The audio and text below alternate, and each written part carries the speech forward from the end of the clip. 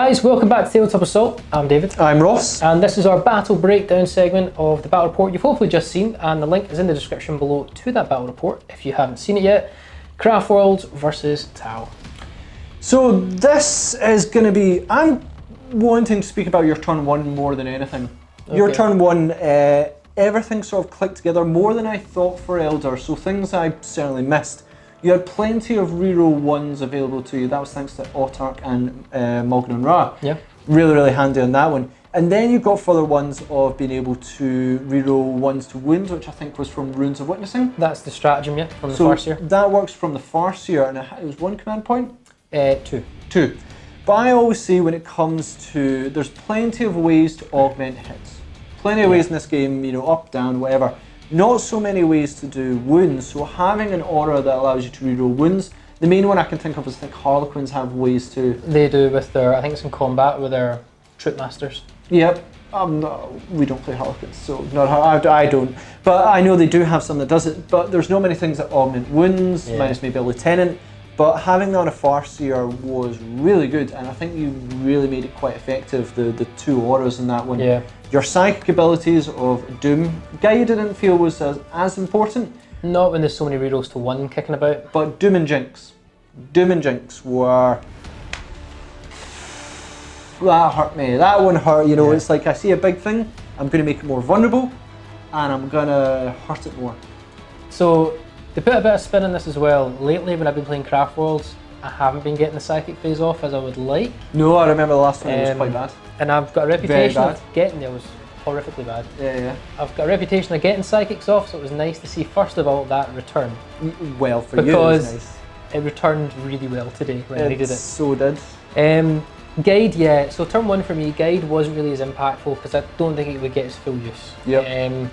But however, you're right. When you can doom something and get reroll wounds of everything that targets it, and when you're stacking reroll wounds for anything else within a bubble area, I agree. I think wound augmentation is far more valuable than reroll hit augmentation. And Elder are a 3+ normally to hit army anyway. Yeah. So on averages, they're like Space Marines. They're gonna hit. Yeah.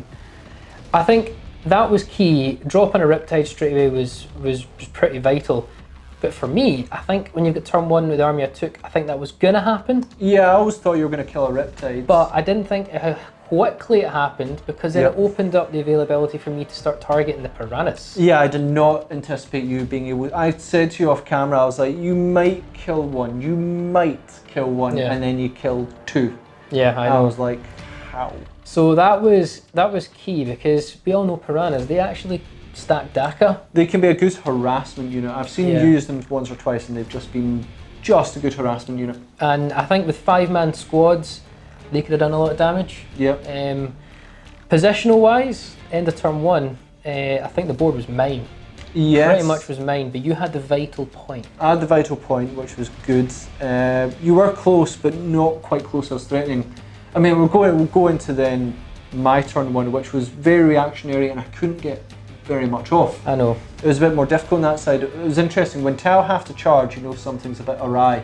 Yeah.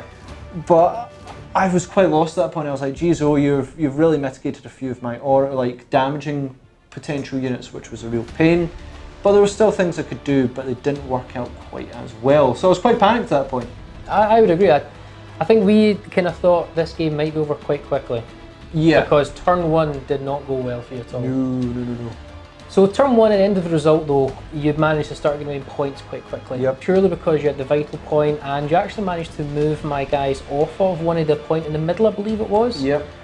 Which was pretty vital for you to keep me at bay with points. Yep. Moving into turn two, I have to admit things started to shift, because the psychic phase was still great for Elder. But you ran out of command points. Exactly. And I think that's when things became a little bit trickier for you. So it certainly did, because if you think turn two, my Dark Reapers didn't kill the other Riptide.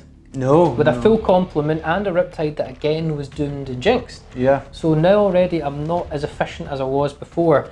Secondly as well, any other target I was shooting at that I was killing was stuff that wasn't vital.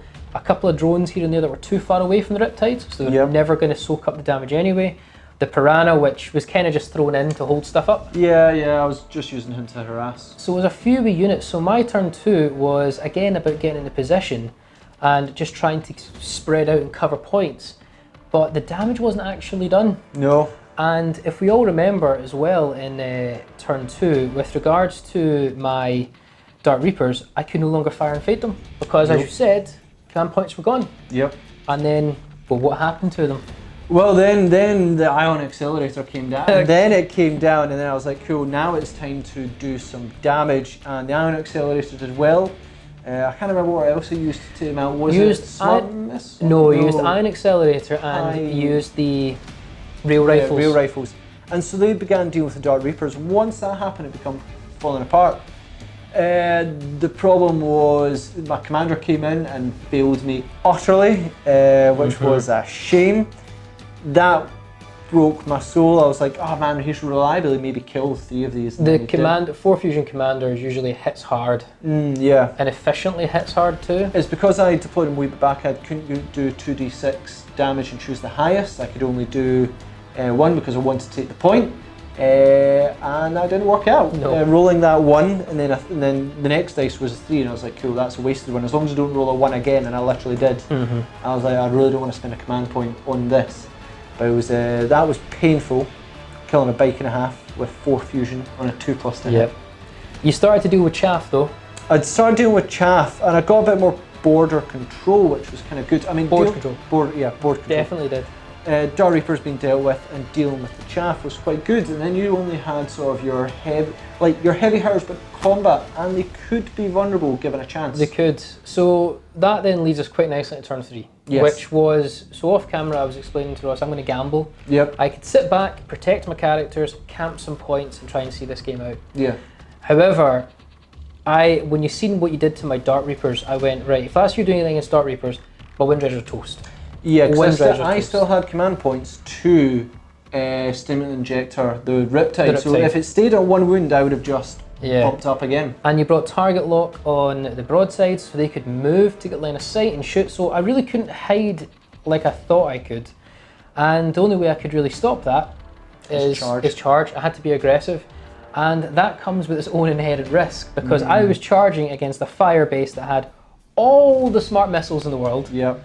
All the iron rifles and the rail rifles and ion accelerator. Just 1 or 2 of them and truly connected with their targets, and you made a lot of saves, I think. Made a lot of good saves. That if they'd truly connected, that could have been, I mean, if you lost the Farseer and... if I'd lost the Farseer and I lost the Suruman, that could have been... I would say that'd probably be game. The Riptide was down to 1, but I would start picking off things. It's because you wouldn't be tied up. Yep. You would have the freedom to shoot, and really the only thing I would have that could really threaten you would be the Wind Riders. But those Wind Riders in return are also super vulnerable against your broadsides and Riptide. Well, if they were still going in turn 3, I'm pretty sure I would have dealt with quite a few of them. Yeah. The Rangers... They were out of the game though. They were kind of out of the game. Yeah, they would have suffered, and then I'd be picking away at stuff. The Riptide, I mean, like, it was only at 1 wound. I think I could recover wounds on it as well. You can. More. So there was a couple of options, but as soon as you connected in combat with the remainder, I was like, that's it, I'm done. Yeah, and there was that charge that sealed the game. Yeah. A Suruman coming in, tying up, killing the Riptide, and tying up the broadsides. Broadsides will never win that combat. No, and they'll just fall back and get recharged. Yeah. So that kind of sealed it. Now we know we said at the end of the game as well, points wise, I was technically losing, but if you worked out how the game would have continued, the points would have gone in favour of the Craftworlds. Absolutely.